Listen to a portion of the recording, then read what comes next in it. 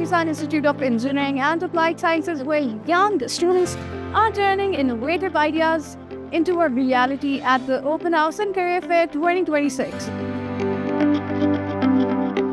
पाकिस्तान के अंदर ना अगर फार्मास्यूटिकल या फिर कोई भी फूड इंडस्ट्री है, कोई नया बंदा अगर आना चाह रहा है तो उसको इंडस्ट्रियल स्टैंडर्ड को मीट करने के लिए, इंटरनेशनल जो स्टैंडर्ड्स हैं उनको मीट करने के लिए एक फ़ॉरेन से बाहर से चीज़ें मंगवानी पड़े, मेटल डिटेक्शन पूरा सिस्टम मंगवाना पड़ता है जो कि बहुत महंगा होता है, जिसकी कीमत करोड़ों में होती है।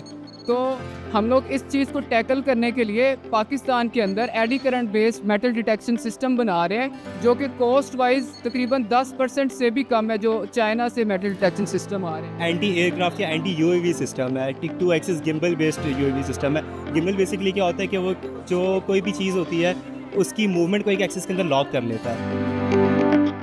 एक वाटर लेवल मेंटेन कर रहे हैं। This is a couple tank level control system using PLC and smart sensors.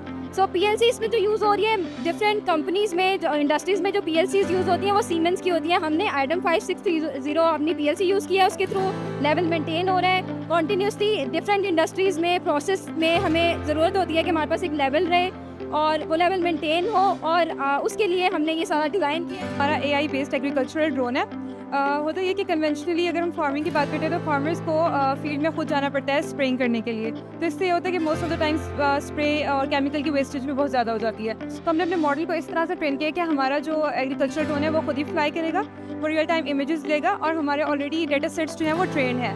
तो वो क्या करेगा कि उनकी इमेज को प्रोसेस करेगा। पाई हमने यूज़ किया तो वो बताएगा कि किन पॉइंट्स पे एग्जैक्टली पेस्ट डिटेक्ट हो रही है या वीड या फिर डिजीज़ डिटेक्ट हो रही है, और वो उन्हीं स्पेसिफिक पॉइंट्स के ऊपर ही स्प्रेइंग परफॉर्म करेगा। किसी पर्सन के ऊपर जो है वो EEG डाटा कलेक्ट करते हैं पहले सबसे, उसके बाद हम लोग इसको एक्सपोर्ट करते हैं। ये एनालॉग सिग्नल होता है, उसके बाद डिजिटली एक्सपोर्ट करके हम इसको मॉडल में फीड करते हैं, और मॉडल में फीड करने के बाद इट क्लासिफाइज कि ये हेल्दी है या डिप्रेस।